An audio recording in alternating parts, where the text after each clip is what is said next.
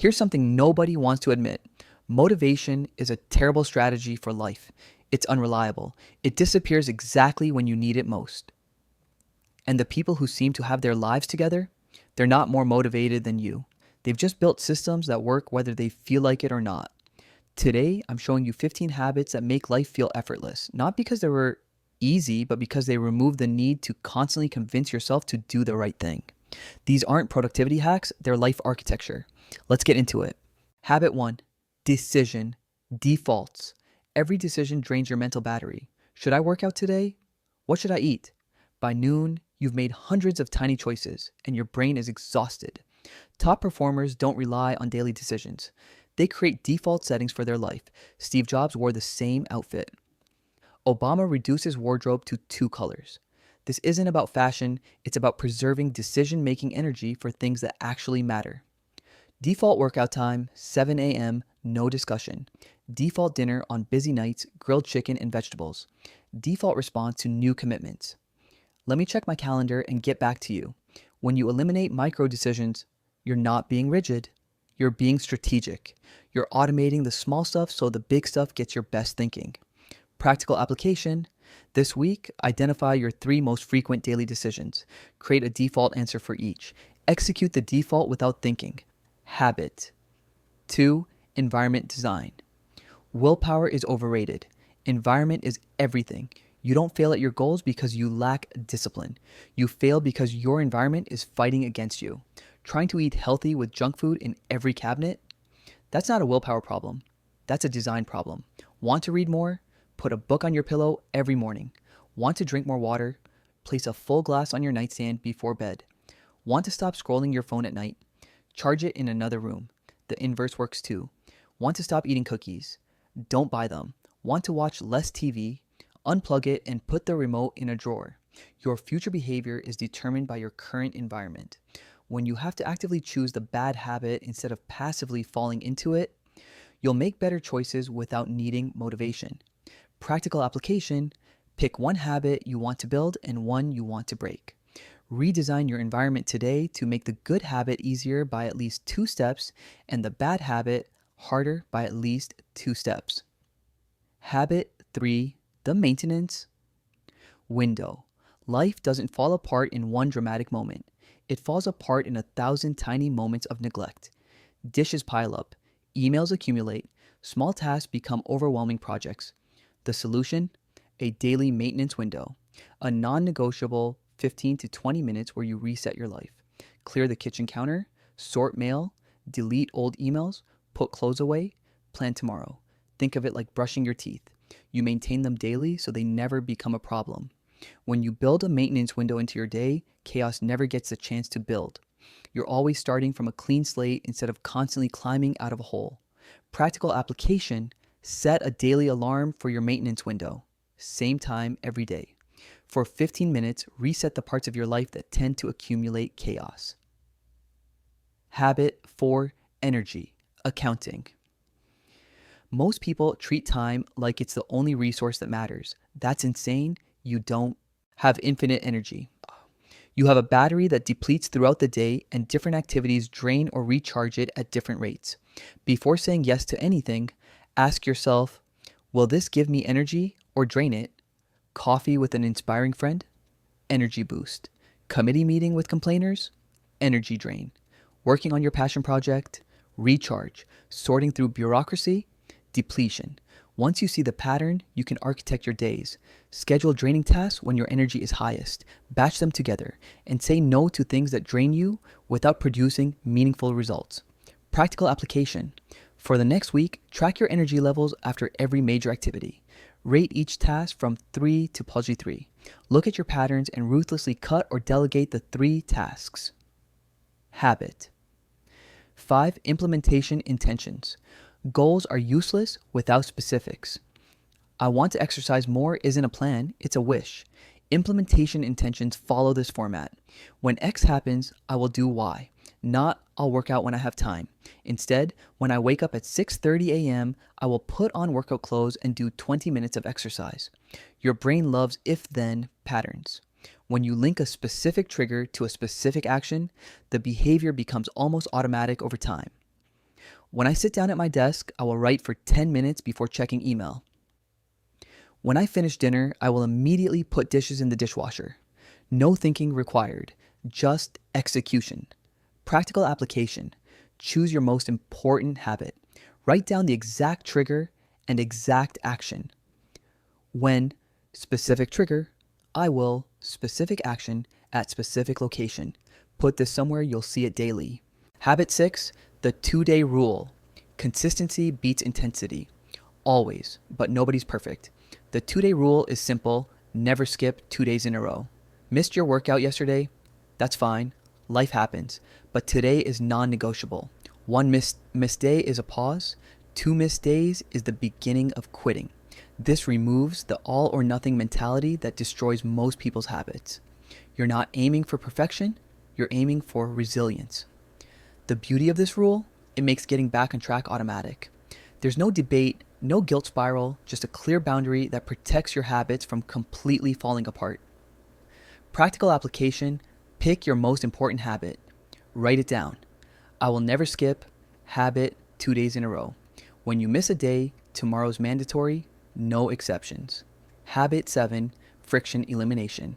Every extra step between you and your goal is a chance to quit. Top performers obsess over reducing friction for good habits and adding friction to bad habits.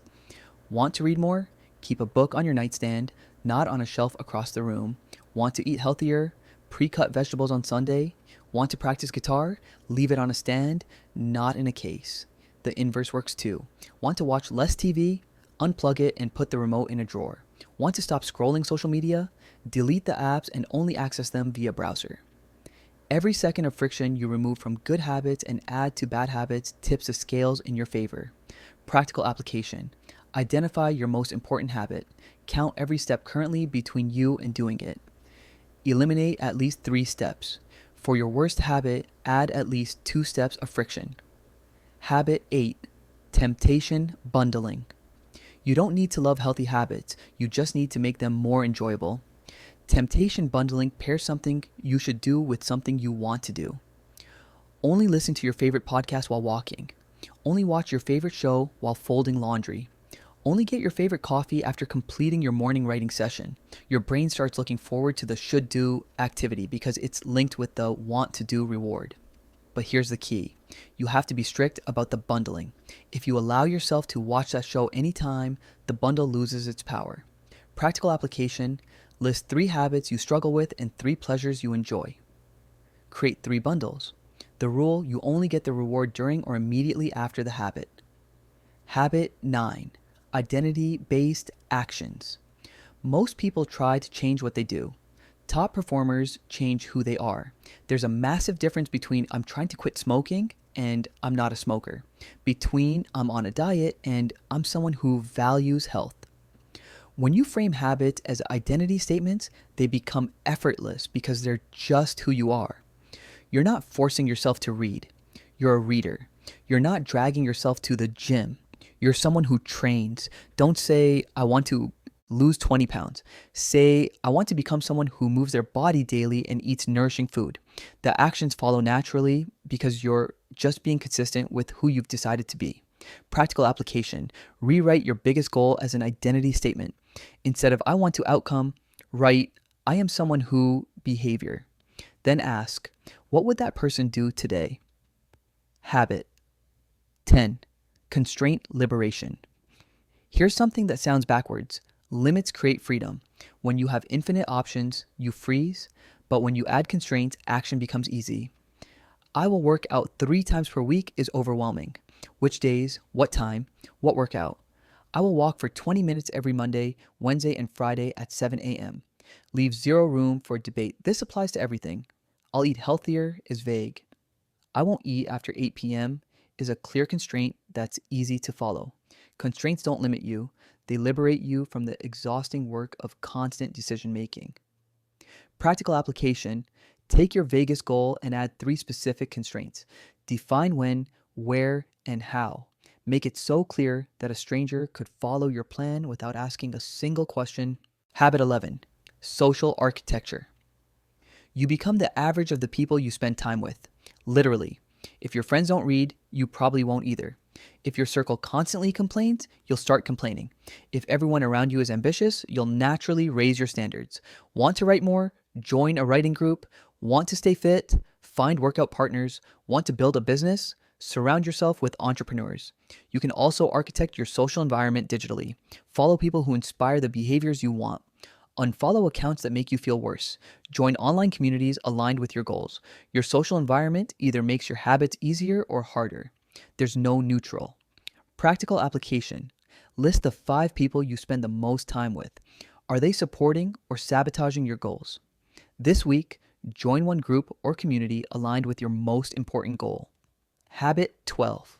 Progress tracking. What gets measured gets managed. What gets managed gets improved. Most people abandon habits because they can't see progress. They work out for 2 weeks, don't see visible results, and quit. But if they'd been tracking, they'd see they lifted heavier weights or felt more energetic. The simple act of tracking creates accountability and momentum. Jerry Seinfeld marked an X on a calendar for every day he wrote jokes. The chain of X's became its own motivation. He didn't want to break the streak. The key is making tracking effortless. A simple calendar with X's works, or use habit tracking apps that require one tap. Practical application. Choose your most important habit. Get a physical calendar or open a habit tracking app. Every single day you complete the habit. Mark it. Your only job is not breaking the chain. Habit 13. Reset rituals. Life gets chaotic. You'll have terrible days, overwhelming weeks, months where everything falls apart. The difference between people who stay on track and people who completely derail? Reset rituals. A reset ritual is a specific sequence of actions you perform when life gets off course. It's your emergency protocol for getting back on track. Maybe it's a Sunday evening routine where you meal prep, plan the week, and organize your space. Maybe it's a 10-minute morning routine that grounds you no matter what chaos happened yesterday. When you mess up, and you will, you're not starting from zero. You're executing your reset ritual. Practical application. Design your reset ritual right now. What's the sequence of actions that helps you feel grounded? Write it down, step by step. Next time life gets chaotic, execute the ritual without thinking. Habit 14. Single tasking systems. Multitasking is a lie your brain tells you to feel productive while accomplishing nothing. Your brain doesn't actually multitask. It task switches rapidly, which is exhausting and inefficient. Top performers don't multitask. They single task with intensity. Time block your calendar. Each block is dedicated to one specific task. During that block, nothing else exists. Phone on airplane mode. All tabs close except what you need. One task, full focus. Batch similar tasks together. Answer all emails in one block. Make all your calls in one window. This reduces the cognitive load of task switching. Practical application. Tomorrow, block out one 90-minute window for your most important task. During that time, eliminate all distractions.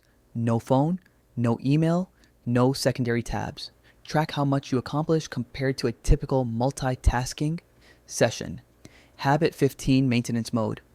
Here's the final secret. You don't need to be at 100% every single day.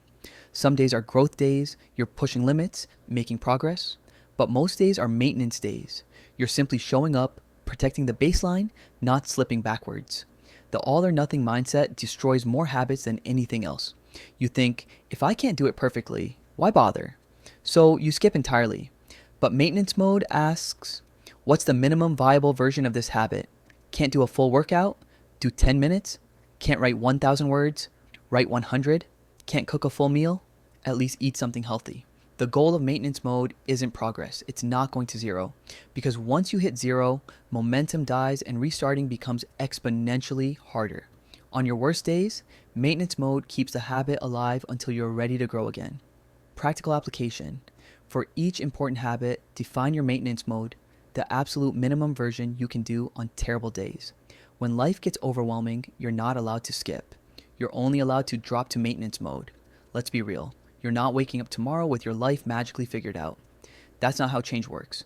But if you implement even 3 of these habits, life starts to feel lighter, easier, less like you're pushing a boulder uphill. That's the real secret. People with effortless lives aren't special. They don't rely on motivation. They build systems that move them forward, whether they feel like it or not. Motivation is a spark. Systems are the engine. So here's your challenge. Don't do everything. Pick 3 habits that resonate. Start this week. Commit for 2 weeks. What you'll notice is compounding. Better environments make focus easier. Clear intentions reduce decision fatigue. Tracking progress builds identity. Each habit reinforces the next.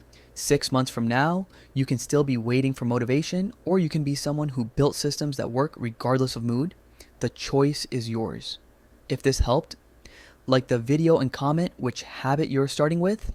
I read everyone.